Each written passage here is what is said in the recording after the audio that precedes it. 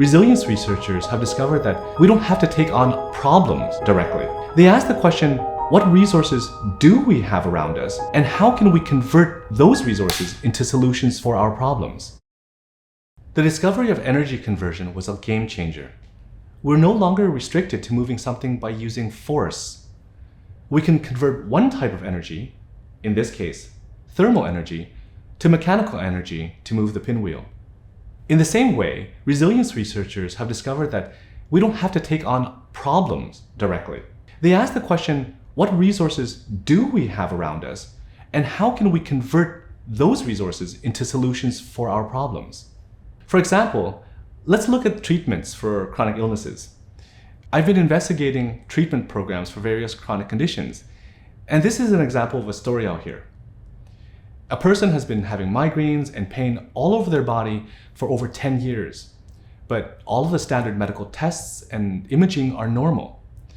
They've tried medications, chiropractic, physiotherapy, psychotherapy, homeopathy, naturopathy, dental appliances, you name it, and nothing's given them lasting relief. Then they hear about this amazing program and they go for a consult.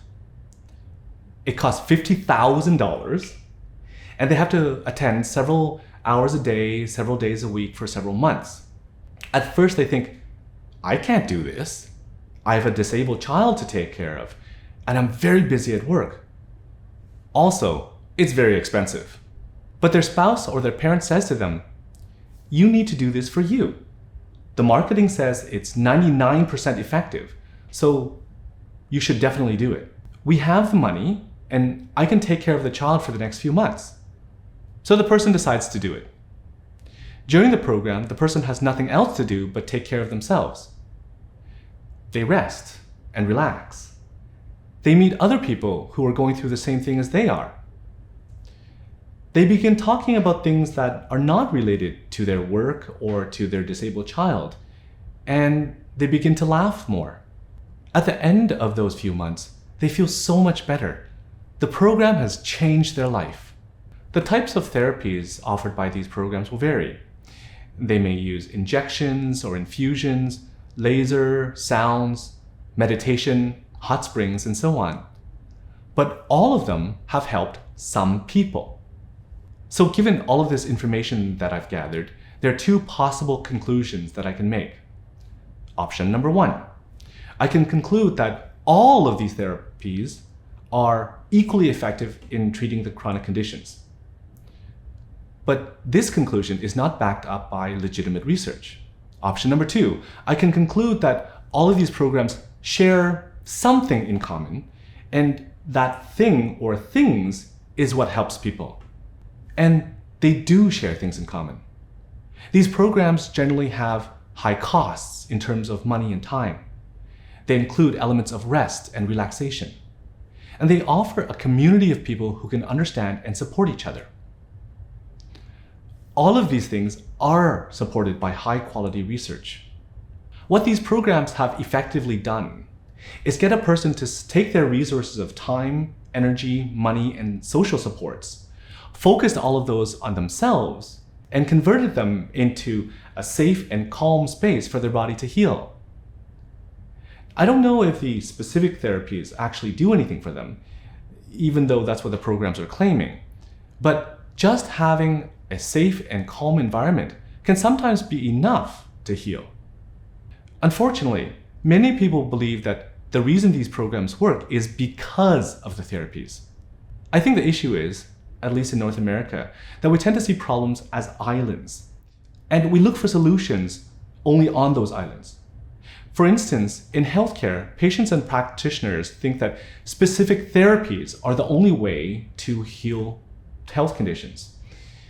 In the issue of homelessness, many agencies think that finding a person a house is the only way to fix homelessness. Environmentalists used to think that the only way to heal the environment is to stop polluting. This way of thinking is like moving the pinwheel with a finger. But if the pinwheel is massive and heavy, and all we have is our finger, we're going to get frustrated and just give up. Like for chronic illnesses, people who can't afford the programs will say, I'll never be able to get into that program that's 99% effective. So they begin to feel hopeless and helpless. If we think in terms of resource conversion instead, then the thinking would be, diseases are interrelated to everything else in a person's life. Creating a safe and calm environment for a person seems to be a key factor in healing. If they don't have the time, money, and support, can we give them those resources? Or can we convert other resources into a safe and calm environment for them? Deliberate use of resource conversion has already begun in various issues. In Edmonton, Canada, organizations called community leagues strengthen the bonds within neighborhoods. These tight-knit residential areas can welcome and treat unhoused people with dignity, so they have a sense of belonging. By using social resources to unconditionally accept a person and their living situation, these neighborhoods are giving homeless people a home. And the conditions needed to have a choice between continuing to live the way they are or to heal whatever led them to living outside in the first place. In another topic, environmentalists are now building alliances with businesses instead of just standing there and yelling at the businesses, stop production because it's hurting the environment. They're using economic and technological resources to find new ways of limiting pollution, or maybe to convert the pollution into something better for the environment. If we can think more in terms of resource conversion to see problems and solutions in a different way, it would be a game changer for chronic illnesses and beyond. I'm really looking forward to seeing what innovative approaches will come as a result of that.